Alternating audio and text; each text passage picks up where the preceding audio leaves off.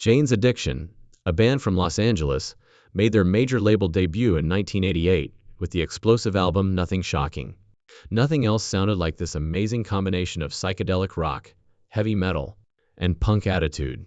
A lengthy 7-minute epic that turned into an alternative rock anthem was featured on it. However, the song's mysterious title, Ted, Just Admit It, was directed directly at a man on death row, something that most people were unaware of at the time, and many people are still unaware of now. It was an outright appeal to Ted Bundy, one of the most infamous serial killers in history. We'll go over everything in today's film, but regrettably, one of Jane's Addiction's members almost perished at the hands of another killer. In order to comprehend a song as bold as Ted, Just Admit It, you must first comprehend the band that wrote it. In 1985, Jane's Addiction was founded in Los Angeles. Together with bassist Eric Avery, the band was formed from the ashes of frontman Perry Farrell's former gothic rock group Psycom. They brought in virtuoso guitarist Dave Navarro and powerful drummer Stephen Perkins. The band was named in honor of Jane Bainter, Farrell's roommate, and her battles with addiction, indicating right now that this group would not be avoiding the more sinister facets of underground life in Los Angeles. The hair metal spectacle dominated the 1980s Sunset Strip scene, which is where they first appeared. However, Jane's Addiction was a quite different matter. Their varied inspirations collided in a beautiful, yet chaotic way to create their sound. Avery's passion for bands like Joy Division, Farrell's post-punk and gothic tendencies, and Navarro and Perkins' heavy metal and rock upbringings. Their powerful and highly unexpected live performances made them a hit in the law club scene. As other bands were trying to find a formula, Jane's Addiction was coming up with a brand new one by fusing psychedelic artistry, metal, and funk into something completely unique and frightening. They signed a big deal with Warner Brothers Records after capturing this raw energy on their self-titled live album, which was recorded at the Roxy in 1987. With that support, they went into the studio to make a record that would establish their reputation. As Ted himself admitted, it was an enthralling riddle. Given that Nothing Shocking, both the album title and the most noticeable lyric, you may be forgiven for believing that this is the true title of the song. Before exploding into these intense, nearly violent moments, the tune begins with a calm but powerful bass line. The voice of Ventrell, music, is everywhere. These broken sentences concerning cameras and a sister who is no longer a virgin are delivered by a frightening whisper that changes from a siren wall to a sinister whisper. It was intriguing, odd, and profoundly unnerving, but that was the whole point. Just the title presented a peculiar and particular difficulty. Admit it, Ted. Ted is who? It would have made more sense, on the first listen, if they had recorded it perhaps 10 years later and titled it, OJ Just Admit It. It was simply part of the band's mystique for the majority of fans. Although they weren't a band that avoided gloomy subjects, the song's true meaning was far more straightforward and unsettling than anyone had anticipated. You have to imagine the cultural milieu of the late 80s in order to truly understand the song, and Theodore Robert Bundy's shadow hung over that culture.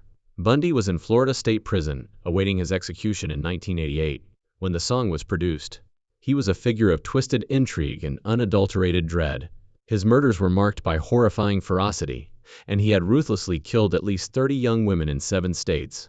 The entirety of Bundy's character was what made him so particularly dangerous. He was charming, intelligent, and attractive. In the Hollywood adaptation of his story, Zac Efron was even cast as Bundy. In addition to being a previous law student, Bundy totally disproved the notion of what a serial killer should be. In court, he even represented himself. He became well known in the media because of the contrast between the regular guy and the monster underneath. These horrifying atrocities became a public spectacle when his trials were shown on television. Bundy refused to acknowledge all of his crimes, even after being found guilty. In order to postpone his execution date, he played mind games with investigators and left clues, and his refusal to acknowledge his guilt simply became his trademark. The level of media fervor was truly unprecedented, as his execution date of January 24, 1989, approached. Outside the prison, crowds gathered and chanted, "Burn Bundy! Burn!" Jane's Addiction produced their masterpiece amid this media-fueled frenzy. The song's connection to the murderer extends much beyond the song's title. It's ingrained in the song's structure. The music fades away after about a minute, and you hear a man's voice, serene and uncannily logical. People will be arriving in canyons. In Salt Lake City, people are being shot because, for years, a number of fans and outlets have asserted that this is a real audio clip of Ted Bundy. It was Bundy's voice taken from a video, according to Frel. It immediately introduces the manipulative presence of the killer into the song. The psychology of Bundy's crimes appears to be reflected in the song's structure. The explosive chant, "Sex is violent." Applause, music. This line immediately addresses the nature of Bundy's deeds, shattering the serene, even sensual lines. In his last interviews, Bundy attempted to use a pornography addiction as an excuse for his actions, twisting violence and sex together. The song shatters that notion, resurrecting it as a terrible declaration about the world Bundy built and the suffering he inflicted, rather than as a justification. No virgin exists anywhere. The pictures of sisters, not a virgin anymore, are now bleak and unsettling, refusing to turn away from the consequences of that very violence. However, you're missing the larger, and, to be honest, more unsettling picture if you believe the song is just about Ted Bundy. At this point, the band shifts the focus, accusing society and the media as a whole rather than just one man. There was no singing about the murderer and Jane's addiction. They were providing the public and media with a mirror that made him famous. The lyrics heavily emphasize the function of the television and camera. Music. Frel's singing sounds accusatory. He emphasizes the point later. The images are on the TV. It's not startling. The band's true goal was this. Real-life tragedies were being marketed as entertainment, during a time when the 24-hour news cycle was barely being started. Frel's lyrics contend that we become indifferent to the true horror because of the incessant barrage of terrible visuals. The song is titled "Nothing Shocking," which is also the title of the album, connecting Bundy's particular depravity to a more general cultural ailment. Now, the news is just another show with sex and violence, they said, a scathing critique of how human misery was being used for the sake of ratings. The public spectacle surrounding Bundy's death, complete with applauding spectators and macabre mementos, appears to validate the band's argument in real time. The courtroom is crowded every day with people who are either fascinated by Theodore Bundy or the graphic facts of the crimes. I kind of sense that every time he turns around, oh no, you already know that he will get me next. But you still find him fascinating. I mean, become really afraid every night before I go to bed. I lock him and close my door. I'm not scared of him, He simply doesn't seem like the kind of person who would murder someone. As you look at the blood-stained pillows and everything else, you try to put yourself in his shoes and see how he's feeling to determine whether or not he actually did it. One doctor claims that it is a combination of curiosity, dread, and especially sexual attraction. And yeah, I do believe that this is, in a deeper sense, a sexual attraction, to use that term as liberally as possible at the moment. The song implies that the audience is actually contributing to the issue by observing and getting captivated. It implies that we're all participating in a culture that thrives on this kind of brutality by obfuscating the distinction between monster and voyeur. The young ladies themselves are unsure of what is luring them to the trial. When you see them, do you feel a bit afraid? Indeed. Although I am aware that there are other individuals in the room, I still find it frightening to be in the same space as them. Why do you do it then? I'm not sure. Ted just admitted is an extremely challenging work of art. It's a frank and furious cry directed at a monster, seeking the confession he never really made. Through the frantic sound and eerie lyrics, it conveys the dread of his actions. However, the song is far more profound than that. It is a potent indictment of media sensationalism that is more pertinent now than it was in 1988. In Jane's addiction, actual tragedy was reduced to simply another piece of consumable entertainment, and the world was becoming numb. They witnessed the strange connection between the criminal and the camera, and the audience was utterly enthralled. Ted Bundy's depravity isn't the only topic of the song. It serves as a cautionary tale about the culture that elevated him to stardom. And long after the music ends, we are left with one last unanswered question. Do we contribute to the issue by simply observing? In stark contrast to real life, Dave Navarro's life was significantly impacted positively by this particular institution, the television media. Tragic themes are frequently incorporated into rock and roll songs. However, some tales are so intimate and sinister that they influence an artist's life for the rest of their days. The catastrophe that shaped guitarist Dave Navarro didn't occur on stage or in the news. Occurred while he was only 15 years old. This is the tale of a vicious crime that tormented a future rock star and remained unexplained for years. And it's an amazing tale of how, after almost 10 years, justice was served not by a detective's discovery, but by a popular television program. It was intended to be another typical night on March 4, 1983. It was planned for 15-year-old Dave Navarro to spend it at his mother Constance Connie Navarro's condo in West Los Angeles. However, due to an unforeseen circumstance, he ended up in his father's place. He subsequently referred to this fortunate event as divine intervention, which most likely spared his life. The unimaginable occurred that evening. Connie's home was broken into by her arranged and compulsive ex-boyfriend, John Riccardi. Both Connie and her close friend Susan Jory, who was at the time visiting, were shot and killed by him. Connie's body was eventually discovered horribly crammed inside a linen closet, according to one story. This was not an isolated violent incident. It was a horrifying conclusion to a harassment and stalking campaign. Riccardi harassed Connie after they broke up by making threatening phone calls, breaking into her car, and showing up without permission. The events that would torment Dave for the rest of his life intensified just 1 week before to the killings. Was aware of the perpetrator? Yes, indeed. Now, how did you discover that he was the person who murdered your mother? All right, I finally connected the dots. You know, a week ago, the man was holding a gun to my head. Yes, we did.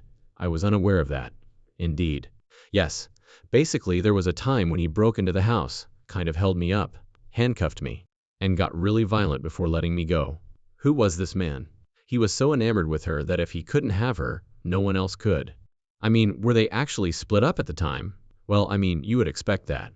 There's no rational way to explain anything like that. But I believe that irrational thinking is what led to drugs and other substance abuse.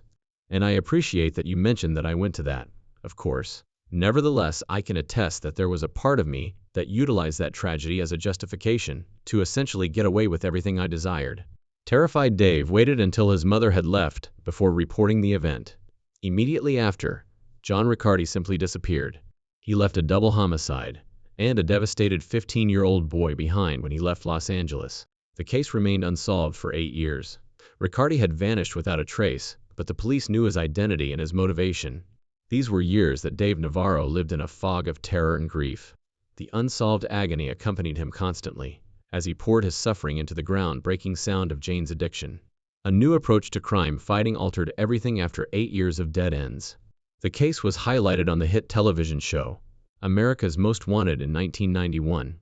In the hopes that someone would identify that face, the show highlighted fugitives and presented dramatic reenactments of atrocities. By taking part, Dave Navarro shared his tale with a national audience. Across the nation, the program aired John Riccardi's face, his description, and the specifics of his crimes. The effect was very instantaneous. Days later, a Houston, Texas, viewer recognized the man on their TV and contacted the hotline for the show. It had a firm tip. FBI agents discovered John Riccardi in a chic condominium where he had been living under a false identity after he had been on the run for almost 10 years. The fugitive had run out of time. What years of conventional police work could not do, the TV show had done. It discovered a murderer. Flyers were mailed to all plastic surgeons in those states by the agency. We succeeded in creating a low-key plastic circuit. After being extradited to California, John Riccardi was convicted by a jury of 2 first-degree murder charges in 1994 and given the death penalty. However, because of a technicality in jury selection, the death sentence was overturned by the California Supreme Court in 2012. Then, to guarantee that he would never be free again, Riccardi was resentenced to life in jail without the chance of parole. Although the verdict gave Dave legal closure, it left him with severe scars and pains. His recovery was a protracted and intricate process. Morning Sun, a very personal documentary he released in 2015, concentrated on the murder rather than his music, his ensuing downward slide, and his quest to comprehend the trauma. Navarro saw Riccardi in person at San Quentin State Prison as part of his expedition. Although the encounter was not captured on camera, Navarro called it a stumbling encounter. He claimed that instead of feeling angry as he had expected, he saw Riccardi as just an elderly man who was dying in prison. It was a step in the healing process that involved facing his innermost fears. Dave Navarro's mother's story is not merely a real crime investigation. It's a compelling examination of the enduring effects of suffering and the human spirit's resiliency. It is the tale of a youngster who suffered the most terrible loss of his mother and turned that suffering into art that would inspire millions of people. And in the long shadow of that tragedy, he also fought his own demons. Fundamentally, it's a striking illustration of how the public and media may influence the administration of justice. An 8-year-old case was made public by a television program, which ultimately resulted in the capture of a murderer and some degree of closure for a family that had been denied it for so long. This contrast highlights the complicated dichotomy of contemporary media, which can both use tragedy to boost viewership and facilitate acts of justice and closure in the real world. Tell me what you think about America's Most Wanted role and the song Ted, Just a Minute, which brings justice to a lot of families. Tell me in the space provided for comments below.